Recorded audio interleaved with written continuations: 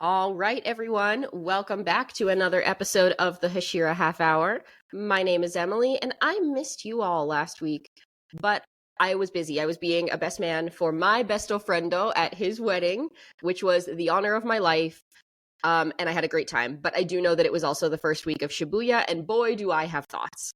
As always, I am joined by my friends, Hannah and Brian. For one, I missed you all last week too, but I was also having a great time in the mountains of California with my family. So, enjoyed that, but missed all of you. I also have thoughts on the first and second episode of Shibuya Arc, but they're very different from Emily because my thoughts are confusion. What the heck is Geto doing here? I thought he died. I'm so confused. What do you mean Geto lives? Vine, anyone? It's me, Brian. Welcome back. I am excited to still be in Shibuya. I've been reading the JJK manga. I'm up to chapter 191 right now out of 230. And like I said to Hannah before we started this, if she's confused now, I'm still confused. You're confused? Bruh, I'm confused. So, also, rest in peace, that guy. He died recently. I'm so sorry. R.I.P. to a real one. Okay, so let's just jump right in. We've got a lot of ground to cover.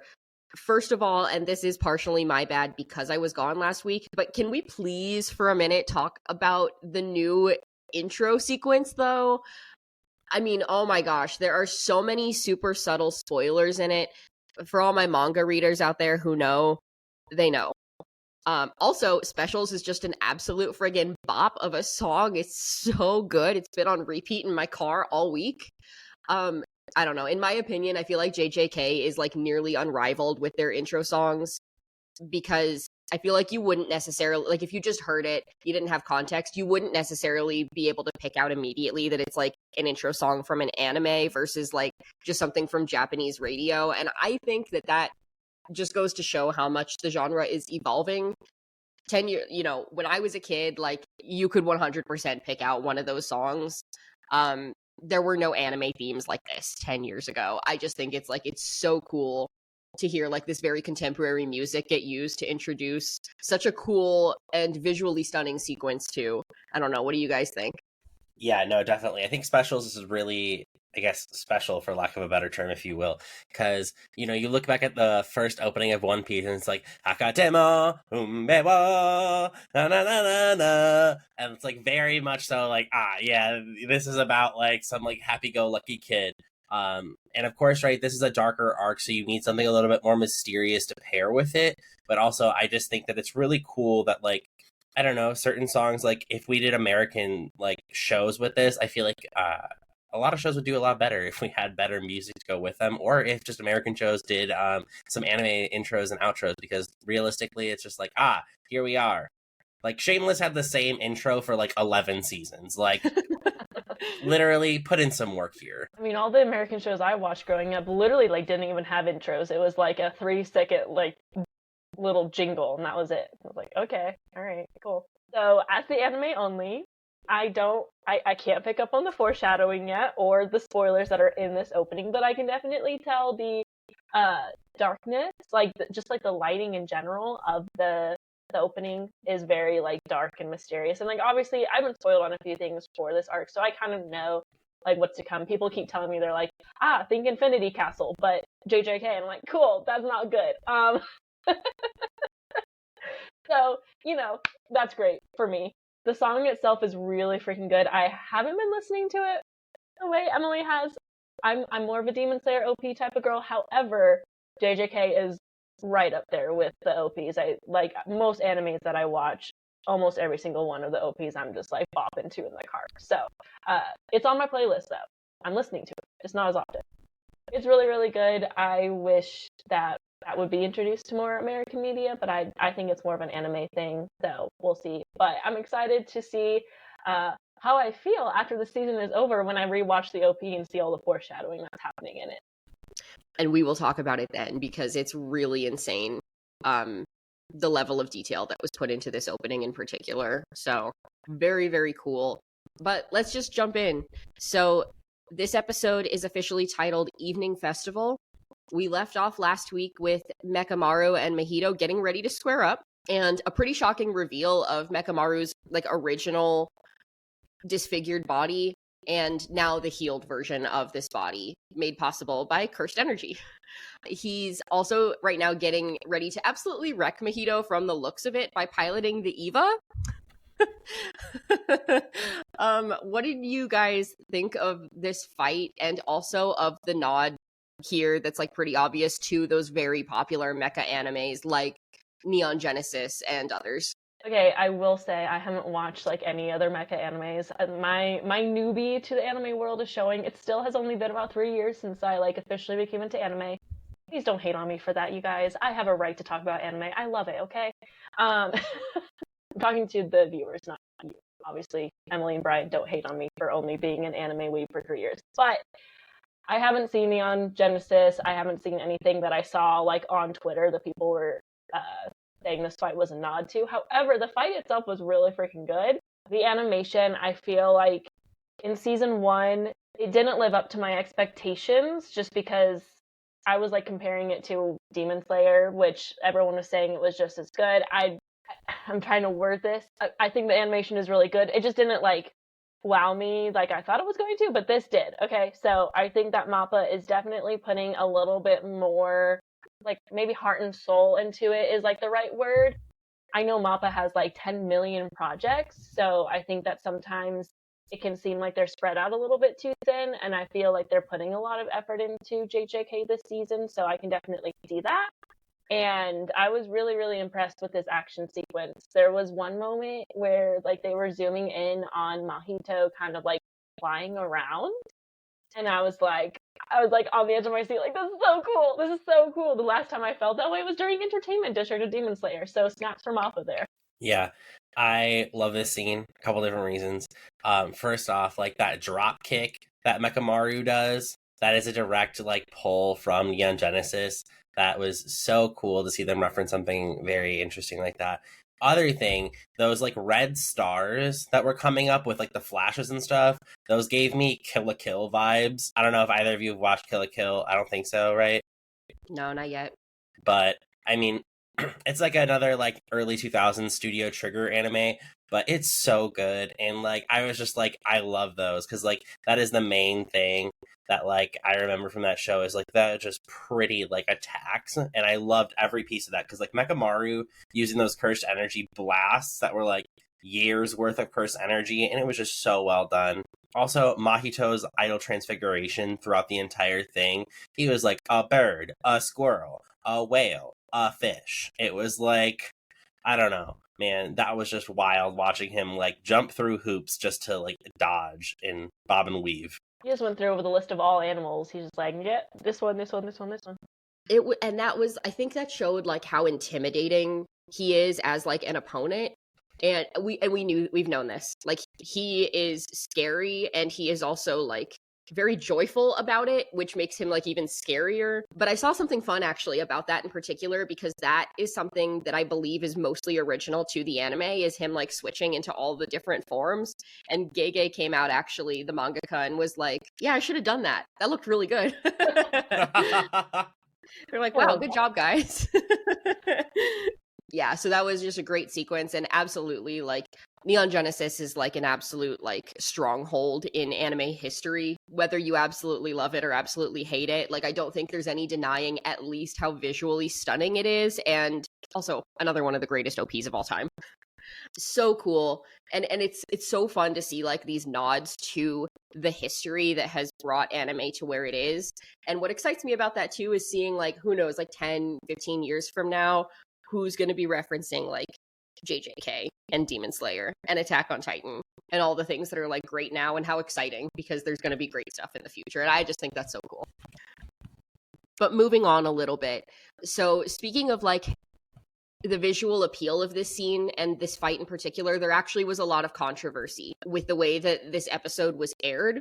There was so much movement and motion in this fight that Japanese television actually censored it a bit, and added some motion blurring that you might have noticed as they're moving through. This was to help cater to people who needed the visual like stimula turned down. So what this means is that probably like when a Blu-ray version or like a DVD version comes out, it's going to be so much more rapid fire and like even crazier to watch than what we got to see. And a lot of people were mad because they're like, I just wanted to see like the real work that the animators did. I don't know. What do you think? Did you feel like what they did here with the blurring, like, did it hinder the experience for you? Did it enhance it a little bit so that it felt a little bit slowed down? What do you think? I literally wouldn't have known any different had you not told me that. Like, I wouldn't have known at all. So I don't think it was really a problem for me. I, of course, think that people, people who have better lenses on things like that notice, and I'm sure like more people who are into film and things like that or animation probably understood what could have been, but like to the normal eye, I was like, this is still pretty good. Now, of course, do I now want to see what it would have looked like without motion blurring? Sure.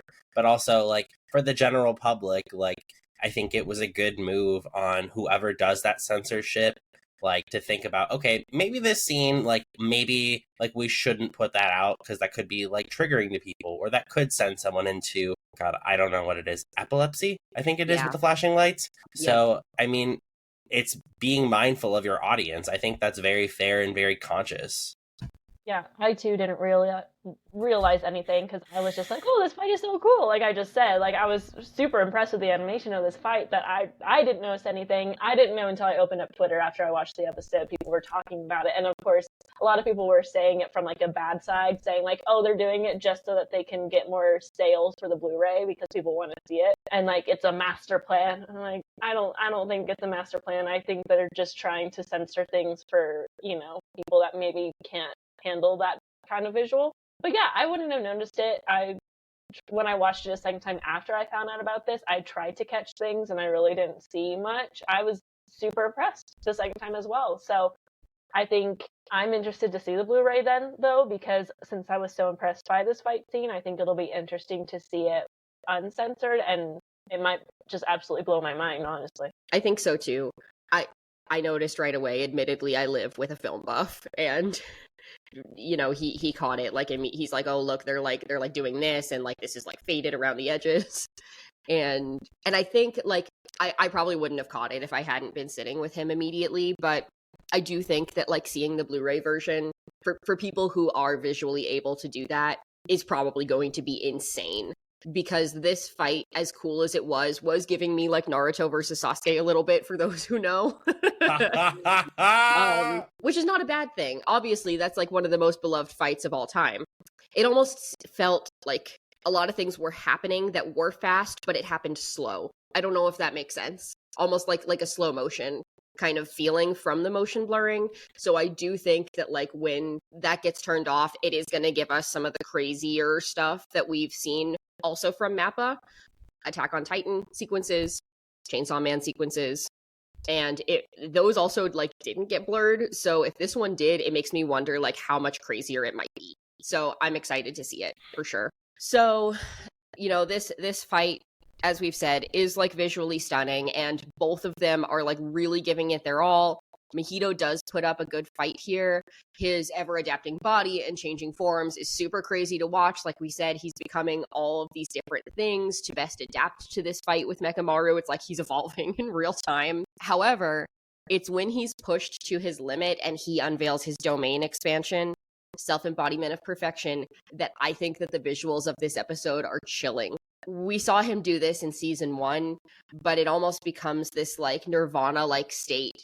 We see like almost like the Buddha poses, and it's again so ominous knowing who this character is and what he's about. And things are not looking good for Mechamaru, but even when it appears that all is lost, Mechamaru actually unleashes his own simple domain in this domain expansion, and that allows him to land a devastating blow on Mahito and also break free of this domain expansion. Which, like, again, knowing who this villain is, I feel like that's pretty high-level stuff for a kid his age, huh? Oh, yeah. I'll admit I still have no idea how domain expansions work. I feel like 90% of what I say about JJK is like, I don't understand what's going on, but it's cool. I do remember Mahito's domain expansion from the last season. It's very chilling. It's very, like, almost, like, creepy. Like, I felt creeped out when it zooms in on his mouth and he's like, huh? How was that, Hannah? That didn't sound creepy. That sounded like Ariel. Ariel. Larynx. Listen, not a voice actor.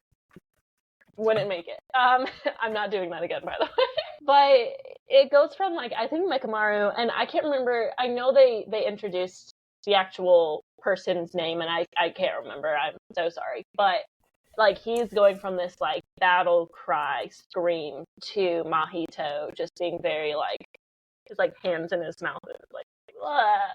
But what Mechamaru does is really impressive, and it's like, it's felt like this fight has gone very much back and forth. Like, you don't really know who's winning. Of course, Mahito, like we mentioned earlier, his whole, like, character is that he's very childish, and that's what makes him so creepy to me, and why I dislike him so much, is that he's, like, villain, and he's just enjoying it. And he is enjoying this, even when he, like, takes a blow.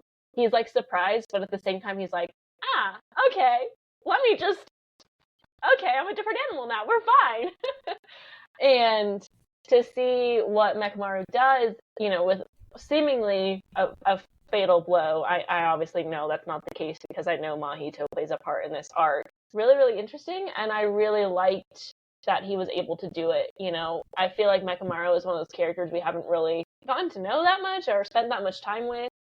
So to see him kind of fight toe-to-toe with Mahito was really, really quite interesting, and I was, like, very much cheering for him. I like Mahito. He's great. Of course you do. Oh, you Brian. like Doma, you like Mahito. Like, this is, of course, Also, I got roasted last week because I said I like Jogo, too. Like, do we want to go off there? Is he the volcano man? Yeah. Mike Wazowski's cousin.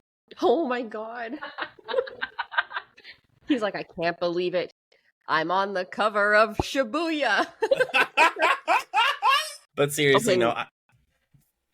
No, I'm sorry. I'm gonna let you finish, Brian. No, I sound go. like Kanye. Oh my god. I'm so sorry.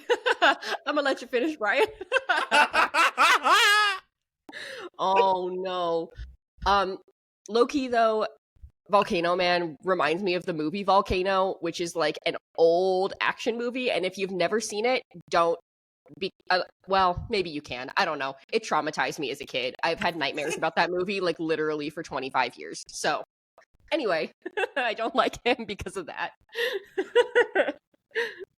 Anyway, Brian. Nonetheless, though, I love Mahito, and I think it's really interesting the way his domain expansion kind of works, right? Because your hands are in your mouth, and, like, your hands are the dirtiest place of your body, but, like, your mouth is also supposed to be, like, one of, like, people used to kiss each other because it was cleaner than using your hands and handshaking because you touch everything. So, like, it's this contrast of, like, what is good, what is evil, but also I love seeing that imagery of the hand to the mouth. Like, I'm wearing my Junji Ito shirt because, like, let's be real. Like, they are repping the horror anime brand so well. And I love seeing the darkness within the domain expansion. Domains, so, like, trying to give context to it because now I have better understanding. A domain expansion, it guarantees hits. So, like, when you're in a domain, it opens up a space within a given plane, and that space has coordinates and barriers. So, within those set barriers, everyone or the person who casts that domain guarantees their hit. Now, in the sense, you have this bubble where Mahito's domain is, and then you see Mechamaru start a simple domain. So within that domain, he has created a new space where he can guarantee a hit, which is what allows him to actually get out of it. So very, like, Inception-like type stuff.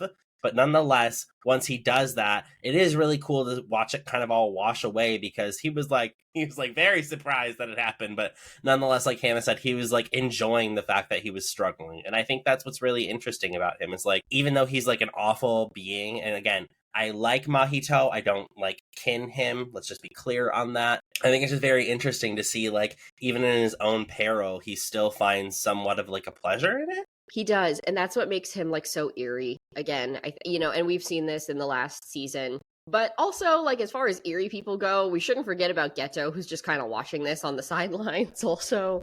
And is also, like, maybe not getting, like, as much glee out of it as Mahito is, but he's, like, genuinely, like, very interested. He's like, oh, this kid is actually, like Mahito is actually, like, having to try right now against this kid, which just goes to show. And again, this kid is, like, Yuji's age. Maybe he was a year older from the other school, but, like, this is a child, essentially, that is like piloting this enormous thing, using saved up years of his life to like fight Mahito, and it is seemingly paying off. Or at least we thought so. Because then JJK does what it is best known for, which is shocking the world and breaking our hearts. This is part of the Dark Trio for a reason. Things are not going to be okay in this show for like a lot of, like, at least for two people now that we've seen so far, including, of course, the people in this scene. So Mechamaru, it seems like, has won this fight against Mahito, landed a fatal blow, and then he acts with a bit of hubris and is like, let me take on Geto too, because if I wipe both of them out, then I don't have to worry about them like following me, and I can go tell Gojo what I need to, and Gojo can protect me. Mahito reappears in this moment from behind him, and this is truly tragic in a poetic way, because here's Mechamaru, who has like literally just gotten his healthy body for the first time in his life, and the last thing that flashes before his eyes is his colleague Miwa and his like excitement and his wish to get to see everyone in the flesh for the first time, because he's only been able to act through his puppet. He's immediately killed by Mahito here. What struck me in particular about this exact moment were like Mahito's visual similarities to Miwa. They actually look like quite similar to me. And so, like, the visual transition from, like, her smiling in his memory or in his thoughts to, like, the scary smile of Mahito, I don't know, that was not lost on me. It was really scary and so damn sad. I think it was really interesting the way that they did this. But, I mean, they set this up from the first episode that they were going to try and kill him. And it was nice to see, like, Mechamaru make that effort. But even if he did actually manage to kill Mahito, I don't think there was a way he was making it out of this alive, because he also would have had to face Geto.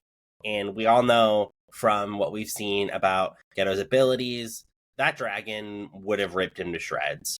And I say that with very sad heart, because I love mechs. I love Megazords. I love Armored Core 6, even though I haven't played it yet. Like, there's a lot of things about, like, Mechamaru that make him really cool. He also is very similar to a Naruto character, Sasori. I just absolutely love the idea of puppetry, controlling, manipulation, those kind of themes. And to see him get sidelined so early on in the series itself is pretty disheartening. Literally texted both of you right after I watched this episode. I was like, just die. Like well, I don't think Emily even responded. I think Brian just went like, I haven't watched. Oh no, both of you were like, I haven't watched the episode yet. You knew. That's why. To be fair, I didn't know if they were going to leave it on a cliffhanger though again, so I wasn't 100% sure. Now I know. Yeah. Now I know. I had just gotten attached to him too, and it, for a random reason. But everyone here knows that I really like voice actors and like paying attention to it. And I literally just found out. I'm like, same voice actor as Inosuke. Let's go. Like, now I'm a little bit like partial to him. Dead. Itadori Buji. That's all I have to say. JJK is known for that. We've now had like Mechamaru was closer to being a main character than Junpei was, knowing that he was like at least part of the sorcery schools, but they've done us dirty before. This is how the season's starting. This is like episode 2 of Shibuya. We're in for it. That's alluded to because before this fight had begun, Mechamaru had been like internally going over and like mentioning that he needed to warn Gojo about Shibuya so that Gojo could protect him and the area of Shibuya in Japan. We already know the title of this season, and if you're online at all, you know that Mechamaru losing's not exactly a good thing here, knowing that he was the only one who apparently knows about this ahead of time. As their mole or their spy. Him dying effectively is leaving our heroes in the dark, which is not great. Halloween night rolls around and we see an aptly named evening festival happening with huge crowds in Shibuya gathered around and celebrating.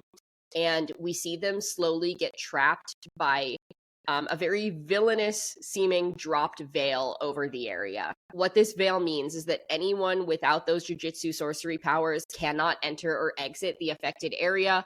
Those with the powers are able to. And so, obviously, this has triggered an alarm for all of our jujutsu heroes, and we get to see everybody show up to be prepared to like aid in the fight however they can, although most of them are outside of the veil, hanging out on the outskirts to keep an eye on things. What's interesting is all these humans that don't have these powers, everyone who's trapped under the veil has now started demanding that Gojo show up. And like, they don't know who Gojo is. They're like, I don't know who this guy is, but we're not allowed out until he shows up. What did you think of this? Why are they only looking for Gojo? Well, I think it's pretty clear that whatever's going on is specifically made to target Gojo. If it is, I'm assuming it is Mahito and Geto that are, pulling whatever this is that's happening. I think Geto is the one who did the veil because he had mentioned it right beforehand, the 10 days prior after they defeated Mechamaru. I think it's obviously clear that whatever this is happening, this is a specific ploy to kill Gojo, I'm assuming. I mean, if you're against Gojo, like, you're kind of screwed. So and this was a theme in season 1 too, is like they were trying to get Gojo. Like, it's clear that the good side is way overpowered because of one man. So what I'm seeing here is that this is a ploy to kill him or entrap him in some way. They know that if they do it this way, that Gojo's going to show up and that he's going to try and do it alone, because Gojo is very confident in himself and he's a little bit cocky. Everyone else that, is on Gojo's side too is also very cocky about his power and is very confident in his ability to take this on. So I think they kind of know that he's going to show up, and he's going to show up alone. It's clear that everyone who's showing up, like, we've got the whole team here. I don't think I've seen Yuji. I don't think he was there. But we got like Nobara, we got Nanami, we got Panda, we got Maki. Like, a lot of our main characters are there, but they're all kind of just hanging out outside the veil, and they're being ordered to. So whatever's going on, Mahito and Geto are trying to get Gojo alone, and I think that's obviously going to be successful. Going off of what little I know, I think that this isn't going to go well. I think that something horrible is going to happen. I keep logging onto Twitter, and people are like, "Don't go, no, everyone stay away," and I'm like, "Oh my god." I mean, yeah, it's like watching the Toy Story toys, go right towards the lava pit in Toy Story 3, okay? There's not much you can do, okay? And unfortunately, this time, there are no little aliens to use the claw to save everyone. Like, they're all dying. You never know. But nonetheless, the villains, they don't like Gojo. They're more of a no-Jo type situation. So realistically, obviously they want to get rid of Gojo. Okay, he's like the LeBron James of their team. Like, you get the ball to LeBron in the championship. Like, we gotta win right now. So realistically, they need to get rid of him in order to have any sort of chance against the JJK team. Because even still, right, you have Yuji, who has access to, like, Sukuna's abilities at this point and some of his power because he's eaten the fingers. And that itself is a threat. Like I kind of talked about last week, like, we don't understand the gravity, or we're starting to understand the gravity of that very first episode in which Gojo sat on Sukuna's back. Now, like, knowing, like, kind of how powerful Gojo is from the Hidden Inventory arc, and understanding kind of, or as, like, Yuji's consumed more fingers throughout time, he's gotten more powerful. That is definitely something that is kind of a problem. They need to really get as much as they can out of this. Now, as to why they're screaming for Gojo, like we kind of talked about with Hidden Inventory, he went from "we are the strongest" to "I am the strongest." If he is, like, the strongest Jujutsu sorcerer, that's the one they want. Yeah, I guess we'll have to find out next week exactly why. But he is the strongest, right? I don't know. We do see, of course, the episode ending with him actually stepping in. He has kind of like a boss entrance here too. They're all like, "Where's Gojo?" They're like pounding on the veil, and his hand just like comes through, and he just like enters. Our favorite white-haired teacher since Kakashi. We love our cocky little man. Yeah, I don't know. He is the strongest, right? What could go wrong? Yep, that's about what I figured. The non-answer is an answer. On that note, this is where we wrap up. So does anyone have any final thoughts on this episode before we head into our favorite moments? This is super random, but I really liked when Mechamaru was talking about, like, his simple domain. He had mentioned the Heian era. We now know, thanks to Demon Slayer, the Heian era was like 1,000 years ago. That's the era that Muzan started. So I really liked that call out. I was like, hey, I know when that was. Which, of course, now we're like 100 years in the future compared to Demon Slayer, because this is like more present time. It's 2018. That was like 1,100 years ago. And that's when Jujutsu, like, sorcery was at its strongest. That's interesting that was that long ago. I wouldn't have known that little fact if I didn't watch Demon Slayer. So thanks, Demon Slayer. What if What if Muzan, right? Because we know Muzan's backstory now, right? What if the guy who turned Muzan into a demon was a Jujutsu sorcerer? And that's some why... big brain shit, Brian. I was just gonna say something in agreement with that, and then I realized it's a huge Demon Slayer manga spoiler, so I won't. Good thing we avoided that, but this is my rant for today. I want an anime crossover, okay? Listen, we all loved when Disney Channel had, like, High School Musical and, like, I don't know, like, Lemonade Mouth or whatever, like, on the same time. Where is it? Okay, I want to see Deku. Well, actually, I mean, Deku's not my favorite MC. Come for me in the comments. I want to see All Might. I want to see Kakashi. I want to see, I don't know, like, Rengoku in the same team. Like, where is it? It's in Fortnite, apparently. So... It would have to be in an alternate universe, considering all of these animes you just mentioned take place in very different timelines. Super Smash cool. Anime version. Yeah. They just all we get need transported into this, like, alternate universe. All we need is Takamichi. He's got it. Anya could solo them all. Anya Starlight Throw. Man. I'm sorry, but all Takamichi's gonna do is sit there and cry, and somehow everyone's gonna love him. It is in the song. He's the crybaby. All right, guys, let's go ahead. We'll transition to our favorite moments here. I'll go ahead and go first. So I just have to shout out the opening again because I didn't get to for episode 1. So consider this my honorary shout out for episode 1 and to the specials. Like, I just think it's such a cool sequence. It's one of my favorites in recent memory for sure. I said enough about that. For this episode, I got to see Nanami again. I love him. He's my 9-to-5 man. I love him. He is my sweet, sweet, only one that makes sense boy. So anytime I get to... He is like my Rengoku this season. Love him. Love getting to see him. He's very relatable. I just say my favorite moment had to be the entire between Mahito and Mechamaru. As much as I hate how it ended, because that really pissed me off. It just, like, I've touched on it. The animation was gorgeous. You know, I was able to follow the fight pretty well. Like, I pretty much understood what was going on, and that was probably one of the first fights that I felt that way. So I really enjoyed it. And as much as I hated the ending and the outcome of that, I think that my favorite moment this season, actually something that we didn't talk about quite yet, and it was watching the people in the Veil and their reactions. Because there were certain people that were like, do you see that? And other people were like, what are you talking about? And I think it kind of goes back to what Geto talked about in the first season, like killing off humanity to force the evolution of that. A lot of people could have the potential to see cursed energy, or a lot of people do have the ability to work in the Jujutsu world, you know, and looking at it from like a large scale theme, I think it kind of like when we look at like people who have cursed energy, they've gone through a lot of trauma in their life. And I think it kind of resembles that a lot of the general public has trauma that like has affected the way that they see the world around them. And I think that that's a really big kind of point to talk about, is that the general public does know about, fit into this hidden world as much as, you know, Geto would like to think that everyone's just a monkey. So I think it's a really like good counterpoint to his entire concept. I would even counter that though and say that this seems exactly like something that he might set up. Right? Because like in theory, if they're able to practice those people, and I think that they even said this, I have to go back and watch it one more time, but in theory, I think that the people who can see can potentially get out. The monkeys can't. To use his own word. Exactly, Brian. I couldn't have said it better myself. There it is. That's the truth bomb of the episode. Yeah, they're the people who can't use it are trapped inside for a reason, I think. We're going to find out. Mm-hmm. We're going to find out, and it's going to be bad.